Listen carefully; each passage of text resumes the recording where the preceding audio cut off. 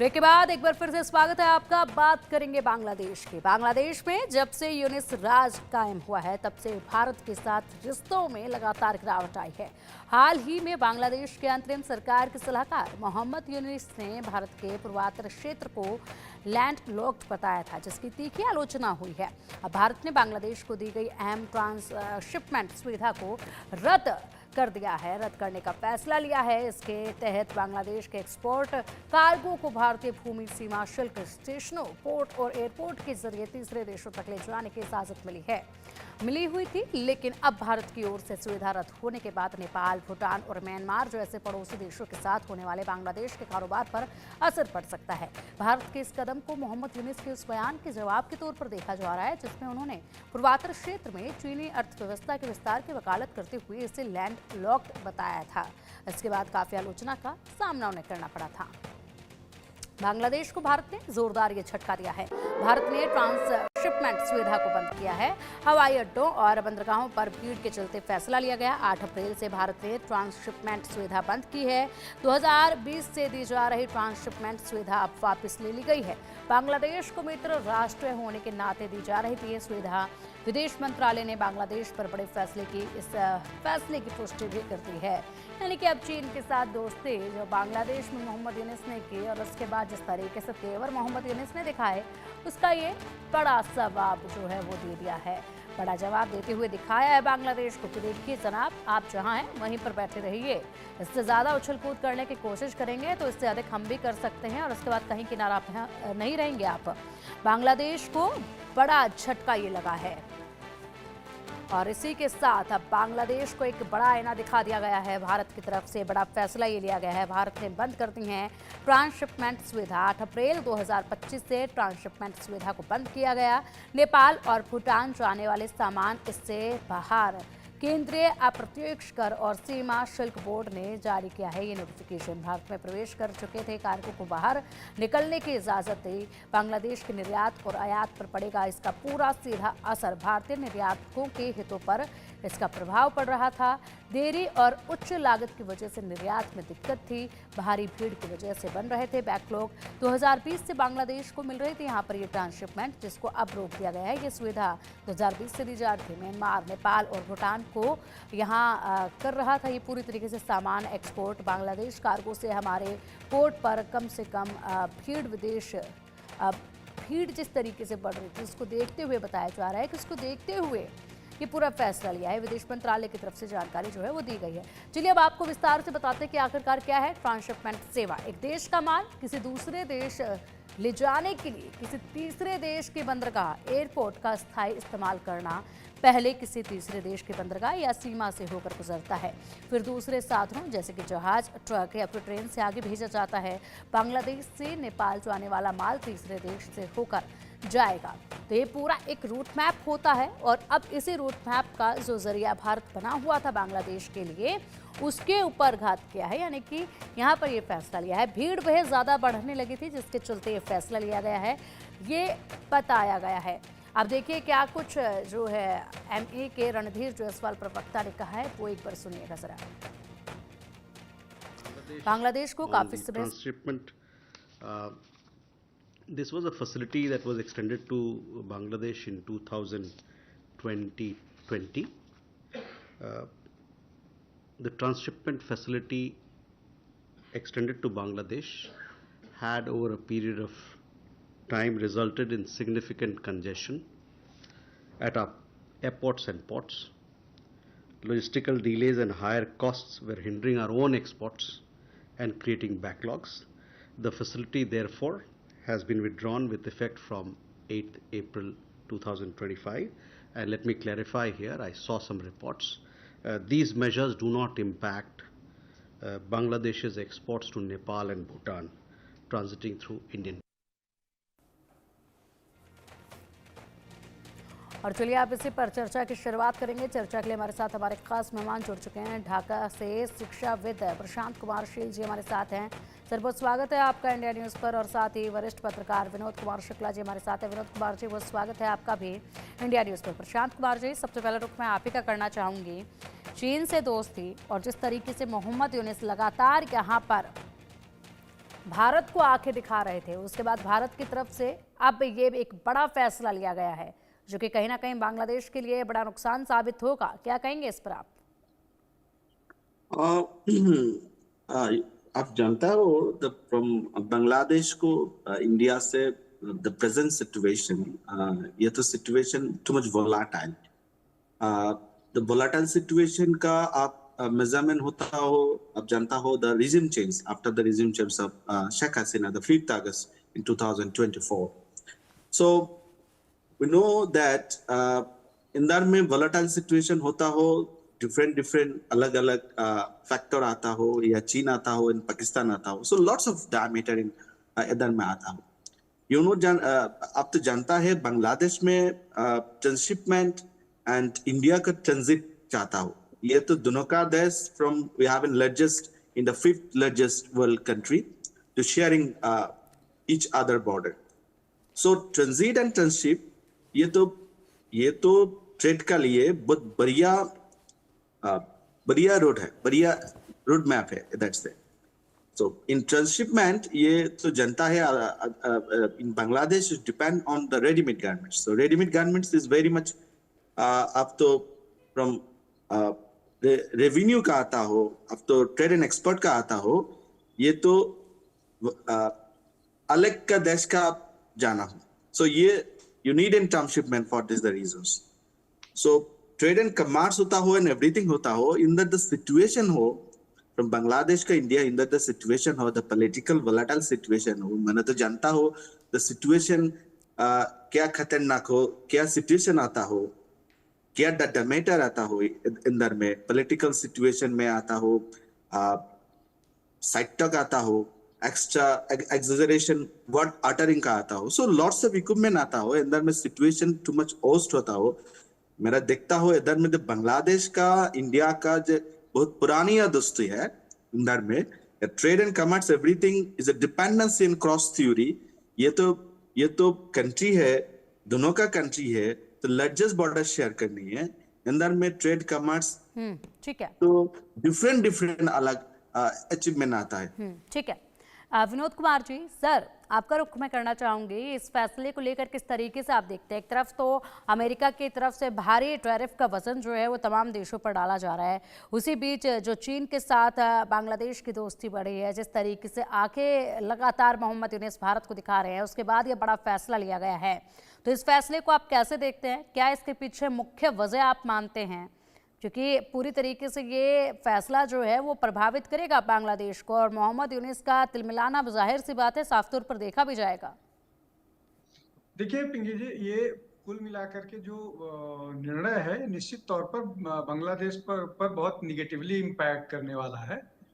मुश्किल ये है कि भारत लगातार बहुत लीनियंसी के साथ बांग्लादेश के साथ डील कर रहा था, लेकिन जो यूनुस साहब हैं वो वहां के कट्टरपंथियों के दबाव में इस तरह का निर्णय कर रहे हैं। हालांकि वो निर्णय कुछ कर नहीं पा रहे हैं, केवल मैसेज देने की कोशिश कर रहे हैं, और उस मैसेज देने में भी अपना लगातार नुकसान कर रहे हैं। हिंदुओं पर वहां लगातार अटैक हुए, उसको कुछ नहीं कर पाए। उसके अलावा वो नॉर्थ ईस्ट में जिस तरह से नॉर्थ ईस्ट के बारे में उन्होंने चीन में जाकर के बात कही, वो गैर जरूरी था, उसका कोई मतलब नहीं था। आप जो कर नहीं सकते हैं उसको करने की कोशिश कर रहे हैं। वहां पर उन्होंने एक और बात कही कि बे ऑफ बंगाल जो है, बंगाल की खाड़ी, वो पूरा वहां पर उनका होल्ड है। उनको शायद जियोग्राफी का भी अंदाज नहीं कि कितनी दूर बांग्लादेश का बे ऑफ बंगाल पर कंट्रोल है, और भारत कहां तक बे ऑफ बंगाल तक पहुंचा है, पूरा हिंद महासागर तक, नीचे तक भारत के प्रभाव क्षेत्र में है। तो ये सारी चीजें हैं जिनको वो समझ नहीं पा रहे हैं। इनसे ज्यादा महत्वपूर्ण बात यह है कि बांग्लादेश के पास एक ही वो है अपैरल ट्रेड, जहां से उनको कम इनकम होता है, और वो अपैरल ट्रेड कई तरह से नुकसान हो रहा है। एक तो ये कि फैक्ट्रीज में कोई काम नहीं हो रहा है, पावर उनके पास है नहीं, पावर सप्लाई भारत करता है, वो बिल पे नहीं कर पा रहे हैं, तो अडानीज ने उस बिल को वो पावर सप्लाई पर रिस्ट्रिक्शंस हुए हैं। प्लस आप जब देश वॉलेटाइल सिचुएशन में होता है तो फैक्ट्रीज पर लेबरर्स का ये सारा फैक्टर होता है, नहीं होते हैं। तीसरा ये कि अब आप ट्रंप ने आप पर 37% का ट्रेड वो लगा दिया है, मतलब ये कि जो चीज पहले आप 100 रुपए में बेचते यूएस में बिकता था, अब वो 137 रुपए में बिकता है। इन कंपैरिजन इंडियन में इंडिया पर 26% का है, तो वो 10% 11% का अंतर इधर है। तो आप अपने विम्स पर, या कह लीजिए कि आप अपनी जिद में, अपनी बेवकूफी में लगातार अपना नुकसान कर रहे हैं। बिल्कुल। बांग्लादेश के जो अभी केयर टेकर हैं यूनुस साहब, उनको नोबेल पीस प्राइज मिला था, इसलिए कि उन्होंने एक रूरल इकोनॉमी के लिए कुछ किया था। हालांकि नोबेल प्राइज मिलने के पीछे का खेल दूसरा है।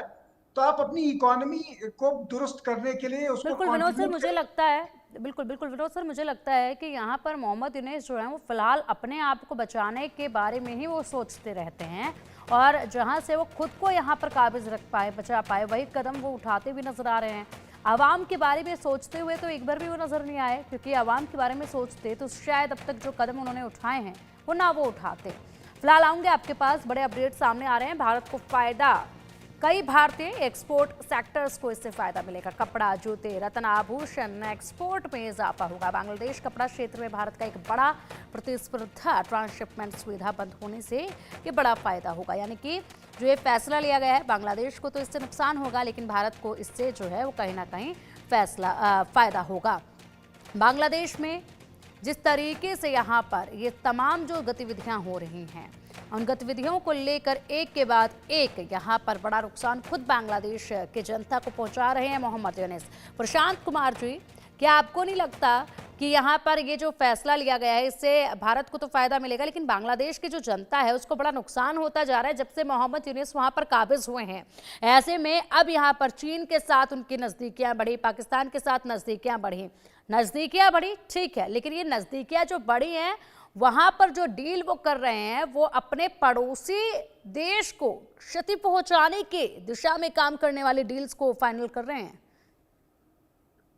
ये तो बढ़िया बड़ा झटका है फ्रॉम बांग्लादेश का इकोनॉमी है। यू नो दैट इंडिया का बहुत बढ़िया दोस्ती है अंदर में फ्रॉम ट्रेड एंड कॉमर्स का, and specially in the third country का मलखलाश है। ये तो इंडिया के बहुत बढ़िया फ्रॉम ट्रांसशिपमेंट में आता हो। ये the situation, you know, the political situation में अंदर खराब हो, so lots of diameter आता हो, so transit and transshipment। अब तक ट्रांजिट के बोलता हो, ट्रांजिट में बांग्लादेश के लिए तो ट्रांजिट में some सेवन सिस्टर का, you know the seven sister का the कनेक्ट होता हो from वेस्ट बंगाल का, ये त्रिपुरा के आता है, आसाम के आता है, एंड सेवरल बॉर्डर का आता है, तो कनेक्ट करता है इन वेस्ट बंगाल का। सो ट्रांजिट सुविधा का बांग्लादेश देता है, एंड बांग्लादेश का लिए क्या ट्रांसशिपमेंट सुविधा आता हो। सो ये तो सिचुएशन बहुत बढ़िया, तो खतरनाक सिचुएशन अंदर होता हो। सो आई थिंक बांग्लादेश के अंदर टाइम है, तो द नेक्स्ट पॉलिसी कितना आता हो, तो बांग्लादेश में चाहता हो the next what the policy coming from. मेरा ऑब्जर्वेशन है, ये तो इम्पैक्ट का छोटो का व्यवसाय का इम्पैक्ट होता है, एंड बड़ो व्यवसाय का इम्पैक्ट नहीं होता है, because of they can choose another dimension from trade and commerce. Because small का व्यवसाय का लिए ये तो बढ़िया झटका है।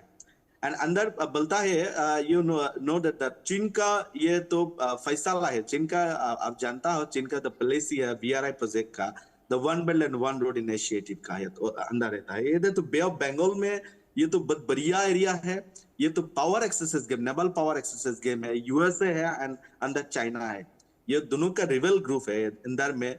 तो बांग्लादेश का, इंडिया का, म्यांमार का अंदर का ये तो प्रेशर गेम खेलना है, तो दोनों का शक्ति है इधर में, USA के खेलता है एंड चाइना के खेलते हैं। तो ये बड़ा बढ़िया टर्नओवर होता हो कि बांग्लादेश कौन से दिख जाता हो। ये तो मंगला पोर्ट है, अदर फ्रॉम सेवरल हाफ होता हो। सो ये क्या फ्यूचर के लिए, फ्यूचर का टर्न के लिए ये तो बढ़िया क्वेश्चन है, what Bangladesh can do and what is the seven sister can do and what the India can do. So ये तो बढ़िया बड़ा क्वेश्चन है। ठीक है प्रशांत जी, आएंगे आपके पास। फिलहाल और भी कुछ बड़े अपडेट्स हैं बांग्लादेश से जुड़े हुए, उन पर भी नजर डाल लेते हैं।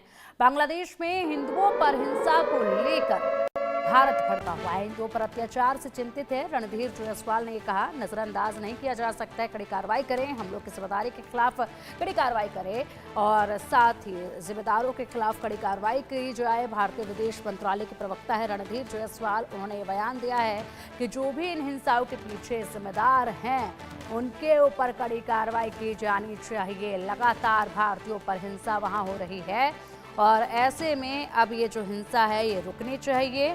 और इसी पर खास चर्चा के लिए हमारे साथ मेहमान लगातार जुड़े हुए हैं। विनोद कुमार सर, ये चिंता तो लगातार भारत की तरफ से दिखाई जा रही है, जिस तरीके से हिंदुओं पर वहाँ अत्याचार हो रहा है, मंदिरों को तोड़ा जा रहा है, मूर्तियों को क्षतिग्रस्त किया जा रहा है, साथ ही साथ घरों में भी आग लगाई जा रही है। बेहद ज़्यादा ये मामले सामने आए हैं, मन को विचलित कर देने वाले मामले सामने आए। अभी तक चिंता दिखाई गई लेकिन कुछ हुआ नहीं है। एक बार फिर यही बयान सामने आया है। कदम आखिरकार इस दिशा में कब उठेगा?